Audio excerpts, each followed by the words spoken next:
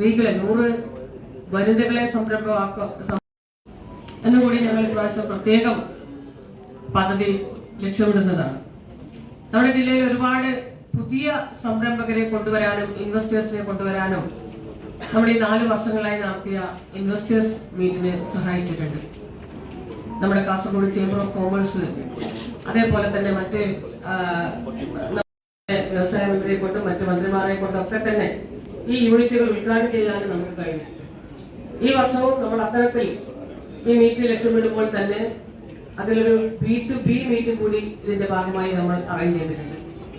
അപ്പൊ അതിന് bio sellers meeting എന്ന രീതിയിലേക്ക് നമ്മൾ ഉൽപ്പന്നങ്ങൾ ഉണ്ടാക്കിയാൽ മാത്രം പോരാ, അത് വിറ്റഴിക്കാൻ നമുക്ക് ആരുടെയൊക്കെ തന്നെ സപ്പോർട്ട് വേണം. നമ്മുടെ സാധ്യതയുള്ള എല്ലാവരെയും ഇന്ന് ഈ മീറ്റിലേക്ക് ക്ഷണിച്ചിരിക്കുകയാണ്. അവരുടെ കൂടെ സഹായം ഉണ്ടെങ്കിൽ മാത്രമേ നമ്മൾ ഉണ്ടാക്കുന്ന ഉൽപ്പന്നങ്ങൾ, ഇപ്പോൾ മന്ത്രി തന്നെ പറഞ്ഞു, വളരെ നല്ല ഉൽപ്പന്നങ്ങളാണ് നമ്മുടെ ഈ യൂണിറ്റുകളിലൂടെ ഉണ്ടാക്കുന്നത്.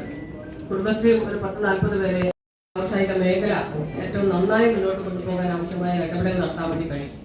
കാസർഗോഡ് പാക്കേജിലൂടെ നമുക്ക് ഒരുപാട് കാര്യങ്ങൾ ബഹുമാനപ്പെട്ട മന്ത്രിയുടെ നേതൃത്വത്തിൽ ചെയ്തു തരുന്നതിൽ കണ്ടിട്ട് കാര്യമായി നമ്മളെ സഹായിക്കുന്നുണ്ട്.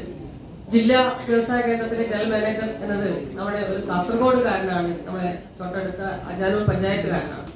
അപ്പൊ അദ്ദേഹത്തിന്റെ ആ ഒരു നല്ല ഇടപെടലാണ് ഈ ഒരു ചുരുങ്ങിയ കാലം കൊണ്ട് തന്നെ കാസർഗോഡ് ജില്ലയെ മെച്ചപ്പെട്ട വ്യാവസായിക വളർച്ചയിലേക്ക് എത്തിക്കാൻ വേണ്ടി കാരണം. എല്ലാവരെയും അങ്ങോട്ട് പോയി തിരഞ്ഞു പിടിച്ച് അവരെ സംരംഭരാക്കുക എന്നത് ഓരോ ടാർഗറ്റും അതിന് മുമ്പേ തന്നെ അച്ചീവ് ചെയ്യുന്ന ഒരു ജില്ലയായി കാസർഗോഡ് മാറുകയാണ്. ഇപ്പോൾ നമ്മളെല്ലാവരും വളരെയധികം സന്തോഷം നിറഞ്ഞ ഒരു അന്തരീക്ഷത്തിലാണ് നിൽക്കുന്നത്. കഴിഞ്ഞ ദിവസം മുഖ്യമന്ത്രി പ്രഖ്യാപിച്ച പ്രഖ്യാപനങ്ങളൊക്കെ തന്നെ നമ്മുടെ ധനകാര്യമന്ത്രിയുടെ ഒരു മാജിക് ഇടപെടൽ എന്ന് തന്നെ പറയാം. കാരണം നമുക്കറിയാം, സാമ്പത്തിക പ്രയാസം ഉണ്ടാവുന്ന ആവശ്യമായ പ്രഖ്യാപനങ്ങൾ തന്നെയാണ് നമ്മുടെ ബഹുമാനപ്പെട്ട ധനകാര്യമന്ത്രിയും മുഖ്യമന്ത്രിയും ചേർന്ന് ഇവിടെ നടത്തിയിട്ടുള്ളത്. സ്ത്രീകളെയും അതേപോലെ തന്നെ തൊഴിലാത്ത യുവാക്കളെയും മറ്റു വയോജനങ്ങളെയും കുടുംബശ്രീ വനിതകളെയും അതേപോലെ മറ്റു സംരംഭകരെയും ഒക്കെ തന്നെ അംഗൻവാടി ടീച്ചർമാരെയും എന്ന് വേണ്ട സകലമായ ജനങ്ങളെയും ചേർത്ത് പിടിച്ചുകൊണ്ട് ഒരു മുന്നോട്ട് പോക്ക് ഒരു ഭരണം എന്ന് പറയുന്നത് നമുക്ക് അങ്ങനെ നടപ്പാക്കാൻ വേണ്ടി കഴിയട്ടെ. പ്രഖ്യാപിക്കാൻ വേണ്ടി കഴിയും, പക്ഷെ നടപ്പാക്കാൻ വേണ്ടി കഴിയട്ടെ. അത് നടപ്പാക്കി ആ യാഥാർത്ഥ്യം നമ്മുടെ മുന്നിൽ കണ്ട ഒരു ഭരണം കാസർഗോഡ് ജില്ലയ്ക്ക് വേണ്ടി അദ്ദേഹത്തെ അഭിനന്ദിക്കുന്നു. ആ അഭിനന്ദനത്തിന്റെ കേക്കാണ് നമ്മൾ മുറിച്ചത്. അദ്ദേഹത്തെ എത്ര അഭിനന്ദിച്ചാലും മതിയാവില്ല. കാരണം ഇത്തരത്തിലൊരു സാഹചര്യത്തിൽ, കാരണം കേന്ദ്രം നമ്മളെ പൂർണ്ണമായും തള്ളിക്കളയുന്ന അവസ്ഥയാണ്. കാരണം ധനകാര്യമന്ത്രി എനിക്ക് തോന്നുന്നു 2-3 തവണയാണ് നമ്മുടെ ജില്ലയിൽ വരുന്നത്. പല മീറ്റിംഗിലായി നമ്മൾ എപ്പോഴും വിളിക്കാറുണ്ട്. സംസ്ഥാനവും നടപ്പാക്കാത്ത വികസന പ്രവർത്തനങ്ങൾക്ക് നേതൃത്വം കൊടുത്തുകൊണ്ടാണ് നമ്മുടെ കൊച്ചു സംസ്ഥാനം കേരളം മുന്നോട്ട് പോകുന്നത്. അതിന്റെ ഓരോ ഘട്ടവും നമ്മൾ പിന്നിട്ടുകൊണ്ടിരിക്കുകയാണ്. ഇപ്പോൾ നാളെ അതിദാരിദ്ര്യമുക്തമാവാൻ വേണ്ടി പോകുമ്പോൾ നമുക്ക് തന്നെ ഈ ഒരു കൊച്ചു സംസ്ഥാനം നേടിയ നേട്ടം നമുക്ക് അത്ര എളുപ്പം നമുക്കത് വിസ്മരിക്കാനാവുന്നതല്ല. ജനകീയ ആസൂത്രണ കാലഘട്ടം മുതൽ നമ്മൾ ഓരോ ഇൻഡിക്കേറ്റേഴ്സിനെയും അടുത്തറിഞ്ഞുകൊണ്ട് ഭവനമില്ലാത്തവർക്ക് ഭവനം, അതേപോലെ മറ്റെല്ലാ സൗകര്യങ്ങളും ചെയ്തുകൊണ്ട് പോകുന്ന രീതിയിലേക്കാണ് നമ്മൾ പോകുന്നത്. ഇപ്പോൾ കഴിഞ്ഞ 10 വർഷം കൊണ്ടായ നമ്മുടെ ധനകാര്യ വകുപ്പ് മന്ത്രി ശ്രീ KN ബാലഗോപാൽ അവർക്കാണ്. ബാലഗോപാൽ മിനിസ്റ്ററെ നമ്മുടെ കാസർഗോഡ് ജില്ലാ പഞ്ചായത്തിലും ജില്ലാ വ്യവസായ കേന്ദ്രത്തിലും അതിലുപരി നമ്മുടെ ഇവിടെ വരുന്ന സഹോദരി സഹോദരന്മാർ, നിക്ഷേപം ആകർഷിക്കുക എന്നത് നിക്ഷേപത്തിലൂടെ നമ്മുടെ സംസ്ഥാനത്തെ ഒരു വ്യവസായ കേന്ദ്രമാക്കി, വലിയ വ്യവസായവൽകൃത സംസ്ഥാനമാക്കി മാറ്റുന്നതിനും വേണ്ടി കഴിഞ്ഞ ഈ ഗവൺമെന്റ് 2016 തുടർന്ന് ഇടതുപക്ഷ ജനാധിപത്യ മുന്നണി ഗവൺമെന്റ് ബോധപൂർവമായ വലിയ പരിശ്രമം നടത്തി വരികയാണ്. ഞാൻ അതിന്റെ വിശദാംശങ്ങളൊന്നും പറയല്ല. എല്ലാവർക്കും അറിയാവുന്നതുപോലെ 16-21 കാലത്തും 21-25 ഇപ്പോൾ എത്തി നിൽക്കുന്ന ഈ ഘട്ടത്തിനിടയിലും ലക്ഷക്കണക്കായ പുതിയ സംരംഭങ്ങളുണ്ടായി. ചെറിയത് ഉൾപ്പെടെ വലുതുൾപ്പെടെ ഒരുപാട് സംരംഭങ്ങൾ നമ്മുടെ സംസ്ഥാനത്തുണ്ടായി. അതിന്റെ ഭാഗമായി ആയിരക്കണക്കിന് 10,000-കണക്കിന് കോടി രൂപയുടെ മൂലധനം ഇറക്കി പ്രവൃത്തി ആരംഭിച്ച് ലക്ഷക്കണക്കിന് ആളുകൾക്ക് തൊഴിൽ നൽകാൻ കഴിയുന്ന പുതിയ ഒരു അവസ്ഥയിലേക്ക് നമ്മുടെ സംസ്ഥാനം ഉയർന്നു വന്നു കഴിഞ്ഞിരിക്കുകയാണ്. അതിനിടയിൽ നമുക്ക് എല്ലാവർക്കും അറിയാം, കാസർഗോഡ് ജില്ലയെ സംബന്ധിച്ചിടത്തോളം പഴയ കാലത്ത് പറയേ വ്യവസായ രഹിത ജില്ല എന്നായിരുന്നു. എന്നാൽ ആ പഴയ വ്യവസായ രഹിത ജില്ല എന്ന് പറയുന്നതിന് പകരം വ്യവസായങ്ങളും പുതിയ സംരംഭങ്ങളും കൂടുതൽ ആരംഭിക്കാനും ഒരു വ്യവസായ മുന്നേറ്റത്തിന് വേണ്ടിയുള്ള പരിശ്രമം നടത്താനും ശ്രമിച്ചുകൊണ്ടിരിക്കുന്ന ഒരു ജില്ലയായി നമ്മുടെ ജില്ലയും മാറി. ഇതിൻ്റെയൊക്കെ ഫലമായി സംരംഭകർ മുന്നോട്ട് വരുന്നു. സംസ്ഥാനത്തകത്തുള്ളവർ, പുറത്തുള്ളവർ, അങ്ങനെയുള്ള പുതിയ സംരംഭകരുടെ നേതൃത്വത്തിൽ ആരംഭിച്ചിട്ടുള്ള പ്രവർത്തനങ്ങളുടെ ഫലമായി ആയിരക്കണക്കായ ആളുകൾക്ക് തൊഴിലവസരങ്ങൾ നമ്മുടെ ജില്ലയിലും ഉണ്ടായി.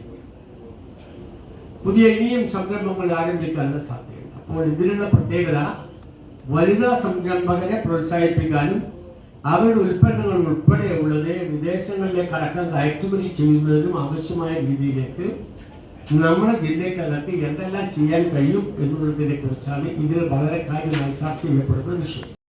ഏകദേശം 100 ഏക്കർ സ്ഥലം വ്യവസായ പാർക്കിന് വേണ്ടി കണ്ടെത്തുകയും കാഞ്ഞങ്ങാടിന്റെയും മടിക്കൈ പഞ്ചായത്തിന്റെയും വളരെ പ്രധാനപ്പെട്ട കേന്ദ്രങ്ങളാണ് അതിനുള്ളത്. പേരന്ന് അതിനെ രേഖാമൂലമായി കാഞ്ഞങ്ങാട് വ്യവസായ പാർക്ക് എന്നായിരുന്നു. അതിലെ ഭൂരിപക്ഷ സ്ഥലങ്ങളും അത് മടിക്കൈ പഞ്ചായത്തിൽ പെടുന്നതാണ്.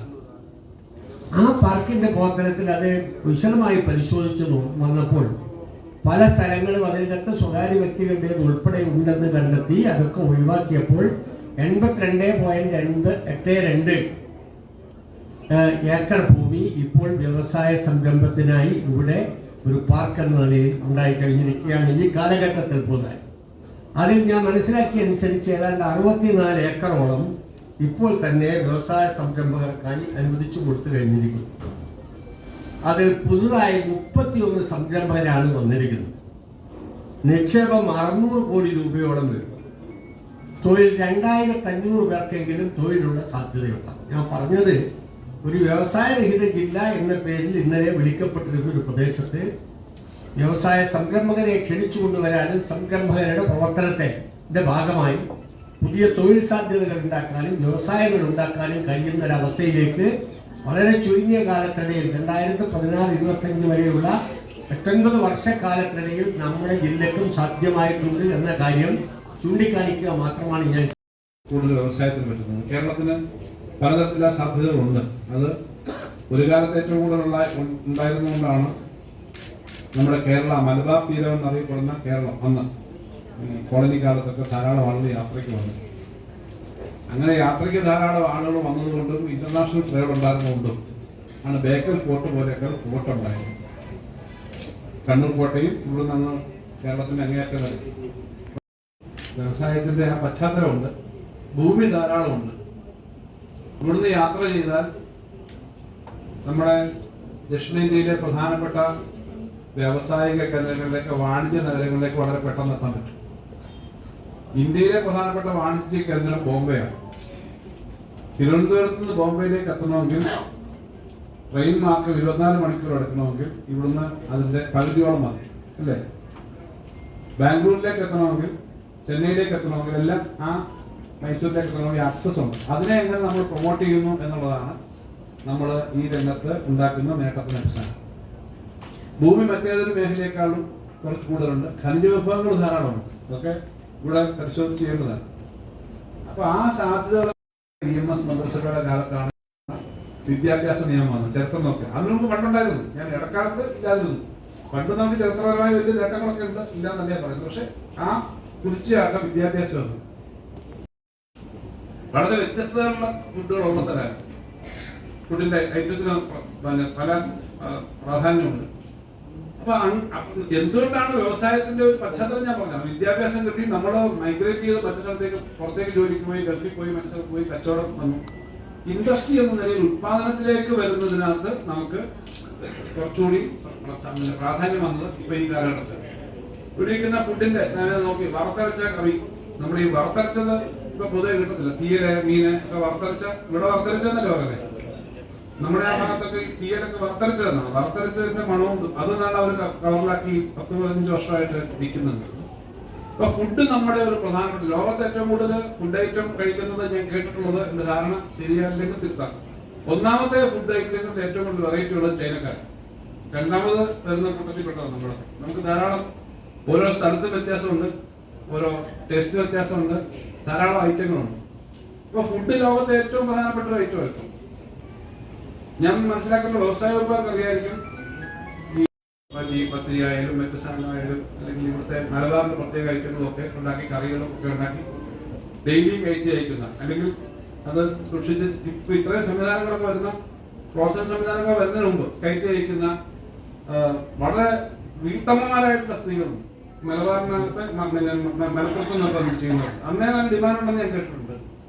അപ്പൊ ഇത്തരം സാധനങ്ങൾക്ക് ഫുഡ് പ്രോസസ്സിംഗ് ഒരു പ്രധാനപ്പെട്ട പ്രോസസ്സിംഗ് ഇൻഡസ്ട്രിയാണ്, ചെറിയൊരു ഇൻഡസ്ട്രി അല്ല. ഇവിടെ കൂടുതലും വന്നേക്കുന്നത് ഫുഡും റിലേറ്റഡ് ആയിട്ടുള്ള വ്യവസായങ്ങളാണ് കണ്ടത്. സ്ത്രീകൾക്ക് ഈ കാര്യത്തിൽ എത്തിക്കാൻ പറ്റും. വലിയ വ്യവസായികളുടെ വലിയ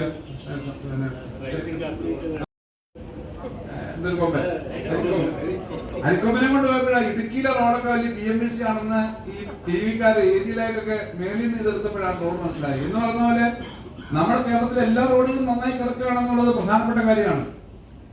ഇവിടുന്ന് ക്രോസ് ചെയ്ത് പോയി കഴിഞ്ഞാൽ കർണാടകത്തിലേക്ക് പെട്ടെന്ന് കയറാവുന്ന റോഡുണ്ട്. മംഗലാപുരം പ്രധാനപ്പെട്ട ഇൻഡസ്ട്രി ഏരിയയാണ്, ബോംബെയാണ്, അങ്ങോട്ടുണ്ട്. ഇങ്ങോട്ട് വന്നു കഴിഞ്ഞാൽ നമുക്ക് എറണാകുളം, തിരുവനന്തപുരം അതുവഴി ഉള്ള എല്ലാ സ്ഥലമുണ്ട്. അപ്പൊ ഇൻഡസ്ട്രിയുടെ കാര്യത്തിൽ നല്ലതുപോലെ മാറ്റം വരുന്നുണ്ട്, ഇനി കൂടുതൽ വരും. നമുക്കിവിടെ നേരത്തെ പറഞ്ഞത് കച്ചവടത്തിനാണ് താല്പര്യമെങ്കിൽ, മറ്റു കാര്യങ്ങൾക്കാണ് താല്പര്യമെങ്കിൽ, ജോലിക്ക് പോകുന്നതാണെങ്കിൽ ഇപ്പോൾ നമുക്ക് ഇൻവെസ്റ്റ് ചെയ്താൽ അത് റിട്ടേൺ കിട്ടും. പദ്ധതികളും ധാരാളമുണ്ട് സർക്കാരിന്. ഞാൻ ഈ ആഴ്ച നമ്മുടെ ധനകാര്യ വകുപ്പിന് നേരിട്ട് വ്യവസായവുമായിട്ട് അതിന് സാമ്പത്തിക സഹായം കൊടുക്കുന്നതല്ലാതെ നേരിട്ട് ചെയ്യാൻ പറ്റുന്ന കേരള ഫിനാൻഷ്യൽ കോർപ്പറേഷൻ പോലുള്ള സ്ഥാപനങ്ങളാണ്.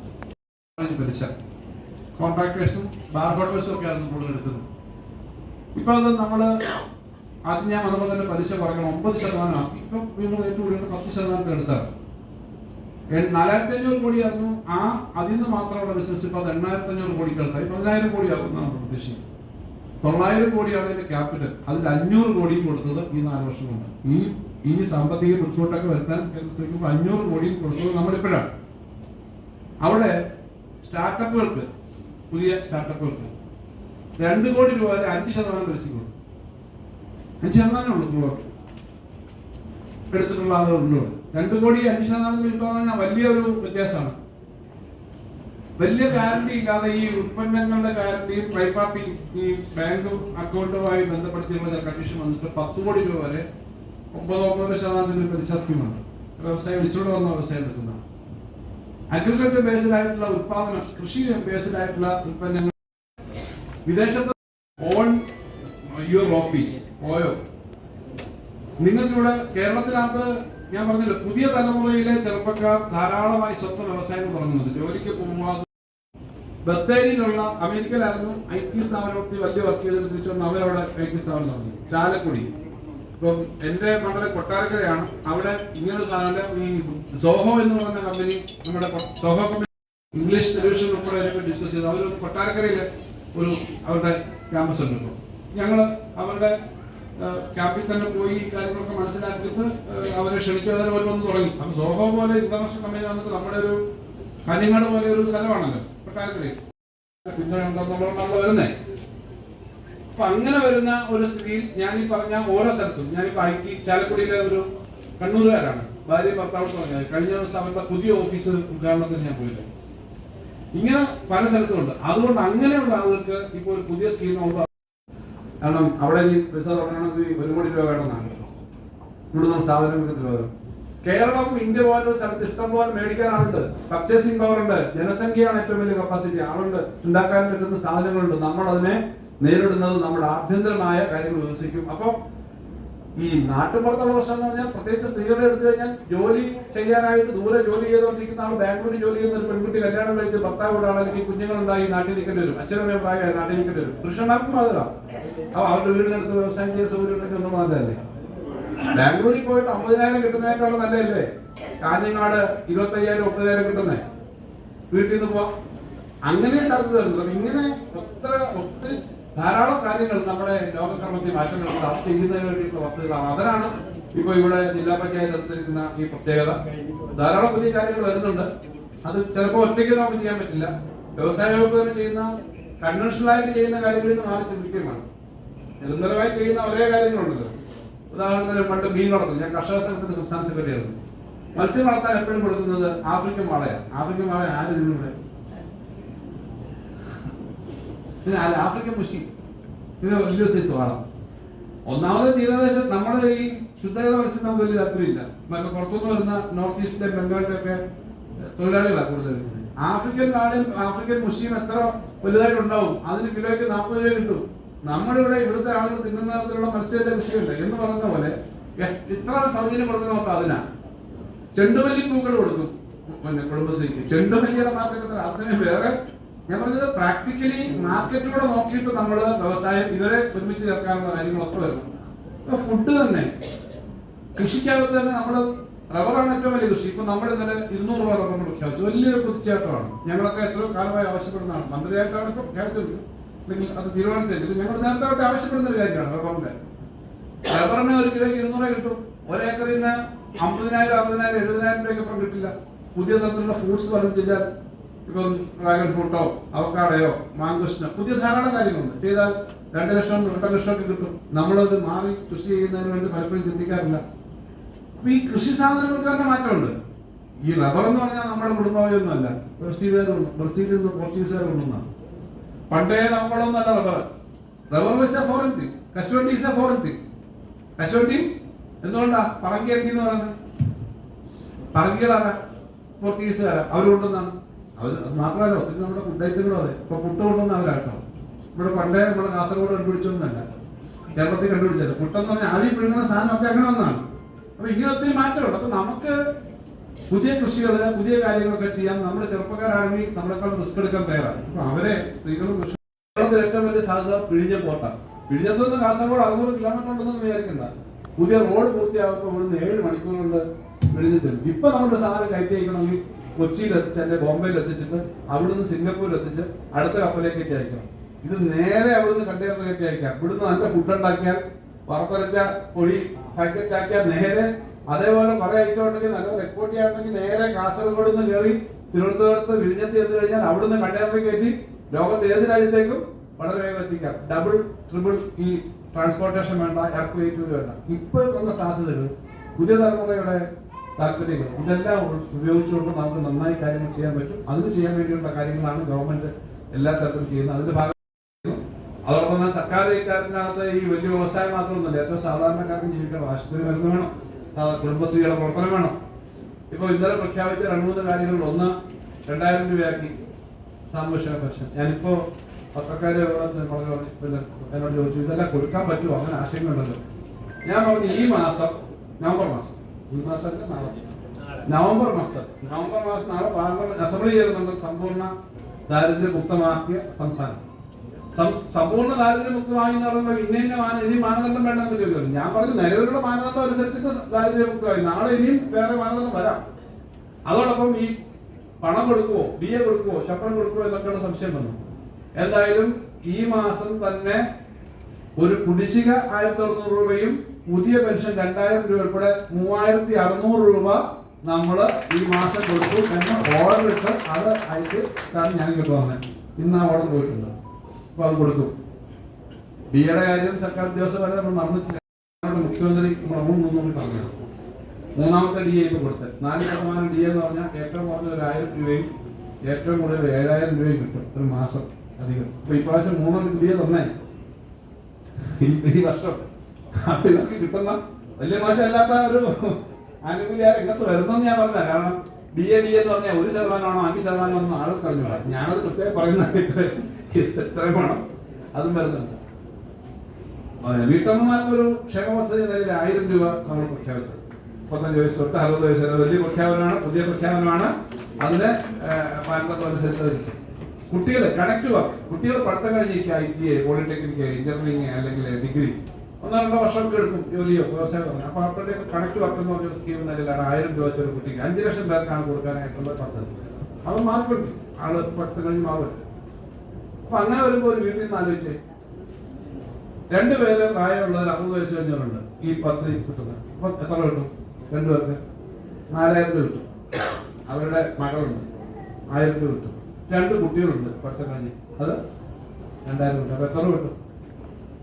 ഒരു സാധാരണ വീട്ടിൽ 7000 രൂപ ഒരു മാസം കിട്ടാവുന്ന ഒരു പദ്ധതി എന്ന് പറഞ്ഞാൽ അതൊന്നും അങ്ങനെ കൊടുക്കാമെന്നല്ല ഞാൻ പറയുന്നത്. അവരെ കുറച്ചുകൂടെ സാമ്പത്തികമായി വികസിച്ചവരും അത്ര കൊടുക്കണ്ട.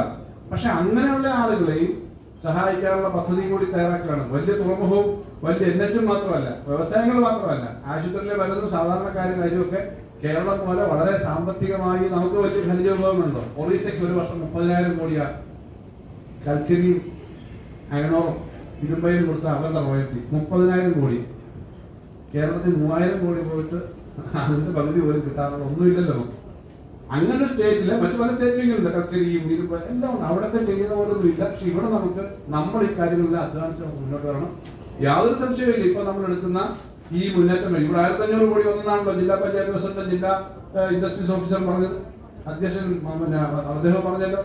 ആ 1,500 കോടി എന്ന് പറഞ്ഞാൽ അടുത്ത 5 വർഷം കഴിയുമ്പോഴത്തേക്ക് 10,000 കോടിയാവെന്ന് പറഞ്ഞാൽ ബിസിനസ് തുടങ്ങിക്കഴിഞ്ഞാൽ ഡെവലപ്മെന്റ് വളരെ പെട്ടെന്ന് വരും. ഞാൻ ഈ പറഞ്ഞ പശ്ചാത്തലം എല്ലാം കൂടി ഉപയോഗിച്ചാൽ കൂടുതൽ വരും. അതിന് പറ്റുന്ന ഈ സംഗമം ഉദ്ഘാടനം ചെയ്ത് അറിയിച്ചുകൊണ്ട് ഞാൻ വാർത്ത അവസാനിപ്പിക്കും.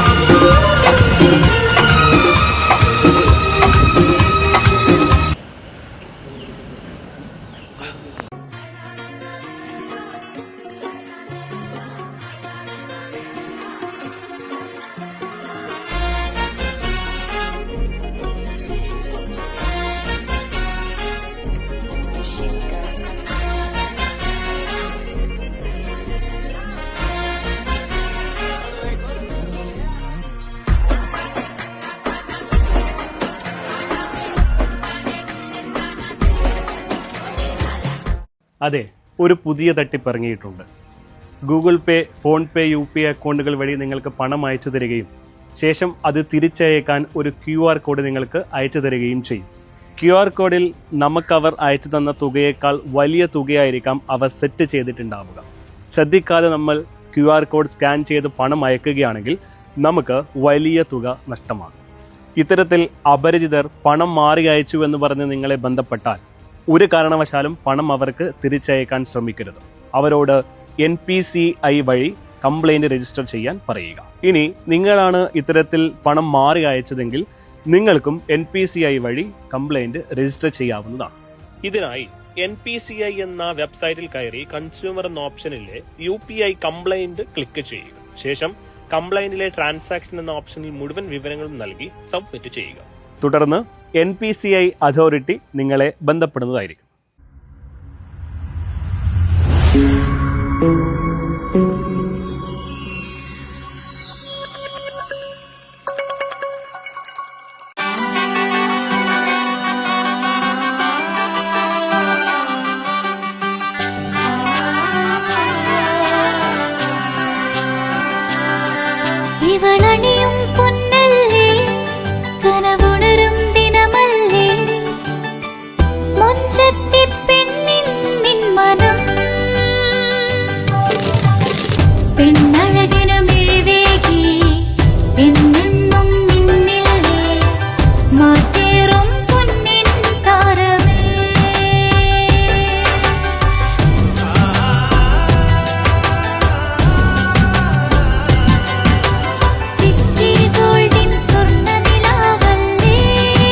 City Gold and Diamonds, Kerala and Karnataka, the glow of purity.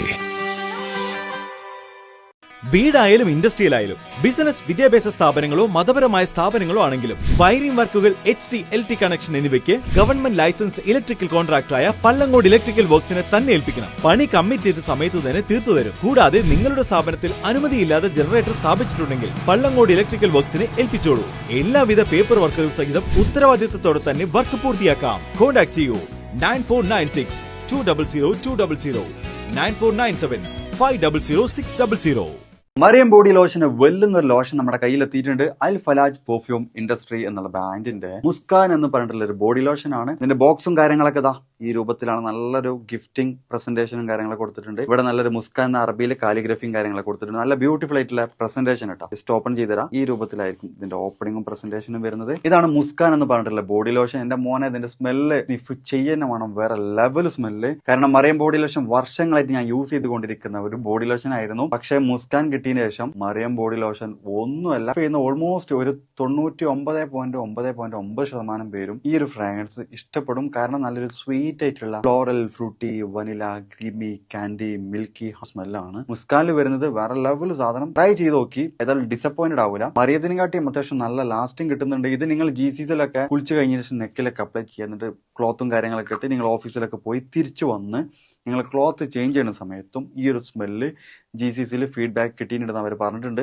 പിന്നെ അവർ മെയിനായിട്ട് ചെയ്യുന്നത് ഹോൾസെയിലാണ്. ആർക്കെങ്കിലും ബൾക്കായിട്ട് ഹോൾസെയിൽ വേണമെന്നുണ്ടെങ്കിൽ താഴെ കൊടുത്ത് നമ്മളെ കോൺടാക്ട് ചെയ്തോളി. അവർ കാര്യങ്ങളൊക്കെ അറേഞ്ച് ചെയ്യും. ഇനി നാട്ടിലോട്ട് ആർക്കെങ്കിലും ഹോൾസെയിലായിട്ട് വേണമെന്നുണ്ടെങ്കിൽ അതിനെ അവരെ കോൺടാക്ട് ചെയ്തോളി. പിന്നെ പെർഫ്യൂമൊക്കെ ആർക്കെങ്കിലും മാനുഫാക്ചർ ചെയ്യണമെന്നുണ്ടെങ്കിൽ അതുപോലെ പ്രൈവറ്റ് ലാബിലും കാര്യങ്ങളൊക്കെ ചെയ്യണമെന്നുണ്ടെങ്കിൽ ഇവരെ കോൺടാക്ട് ചെയ്യുക. ഏതായാലും താഴെ ഡിസ്ക്രിപ്ഷനിൽ അവരുടെ കംപ്ലീറ്റ് ഡീറ്റെയിൽസ് ഞാൻ കൊടുക്കുന്നുണ്ട്. ഈ സാധനങ്ങൾ ഓർഡർ ചെയ്തോളി. ഓൾ ഓവർ UAE അവരുടെ ഡെലിവറിയും കാര്യങ്ങളൊക്കെ ചെയ്തിടും.